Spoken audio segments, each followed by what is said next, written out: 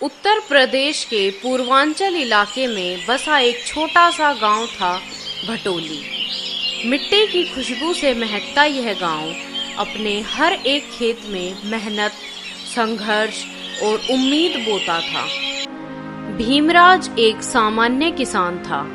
लगभग 45 साल की उम्र, गठीला शरीर, गहरे रंग का चेहरा और माथे पर हमेशा पसीना।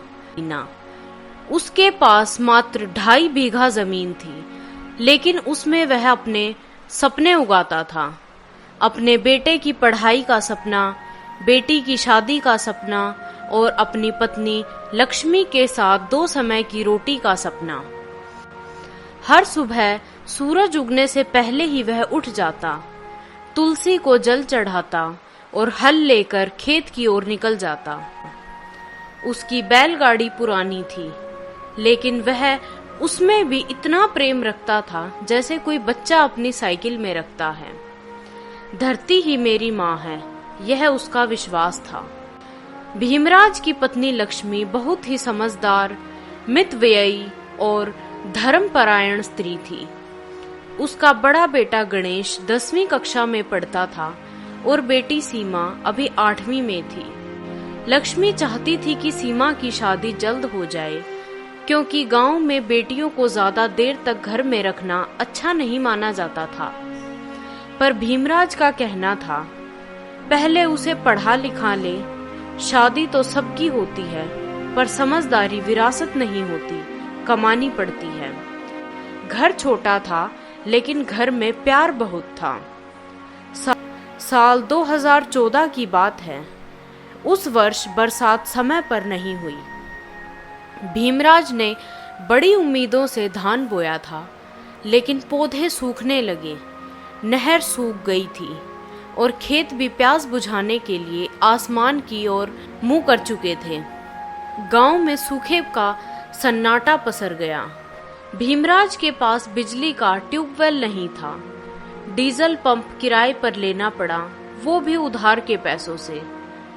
कुछ खेत में पानी चढ़ाया, कुछ पौधे बचे, पर ज्यादातर फसल बर्बाद हो गई। कर्जदार दरवाजे पर खड़े हो गए।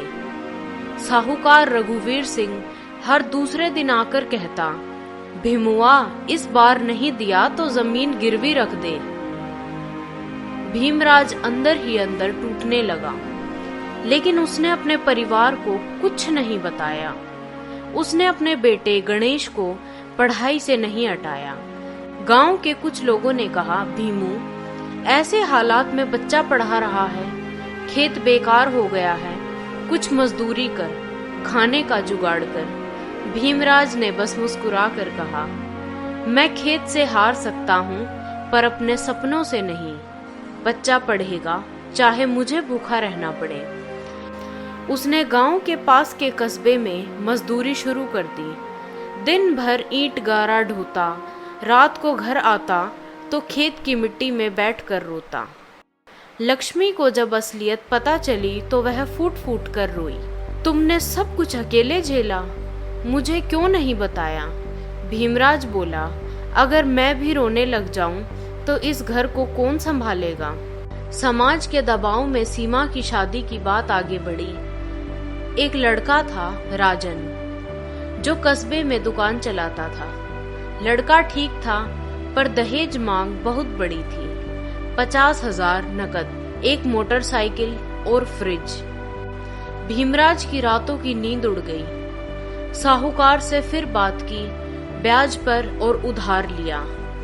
कुछ जमीन एक रिश्तेदार के नाम गिरवी रख दी। बेटी की शादी ठीक से हो गई, लेकिन भीमराज का दिल अंदर से टूटने लगा। गणेश ने मेहनत से इंटर की परीक्षा पास की और एक सरकारी परीक्षा की तैयारी करने लगा।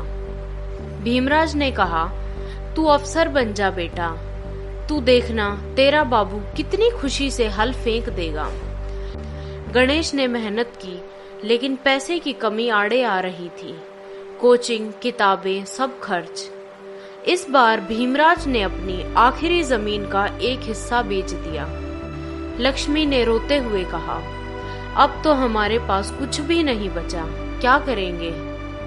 भीमराज मुस्कुरा कर बोला, बेटे को काबिल बना देंगे, वही हमारी पूंजी है। साल 2017 में जब बारिश हुई तो इतने ज्यादा हुई कि गांव में बाढ़ आ गई, खेत डूब गए, घर की दीवारें गिर गई।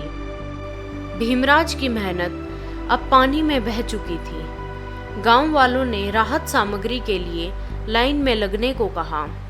भीमराज चुपचाप खड़ा रहा, लेकिन नहीं गया। उसका स्वाभिमान अभी भी जिंदा था। मैं भिखारी नहीं हूँ, मैं किसान हूँ। उस रात घर की टूटी दीवार के पास बैठा वह चुपचाप रोया। लक्ष्मी ने पहली बार देखा कि वह आदमी जो सबको हिम्मत देता था, आज खुद सबसे ज्यादा टूटा हुआ है। 2 साल बीते, घर की हालत खराब थी, कर्ज बढ़ गया था, लेकिन उसी साल गणेश का रिजल्ट आया।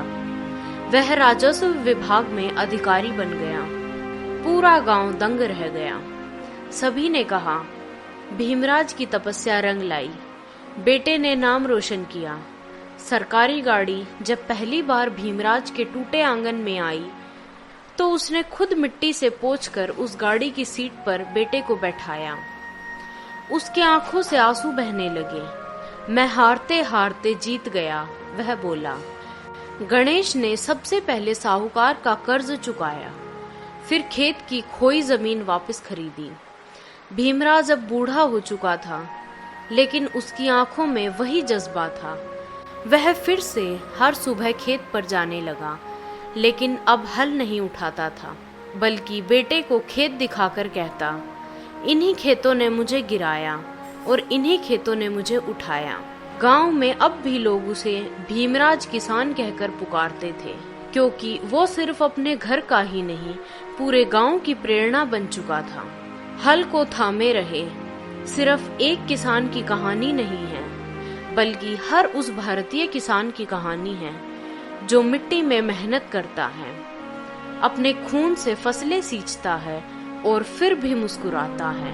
वो जो बिना शिकायत किए देश को अन्न देता है, अपने बच्चों को सपना देता है और समाज को असली संघर्ष की मिसाल देता है।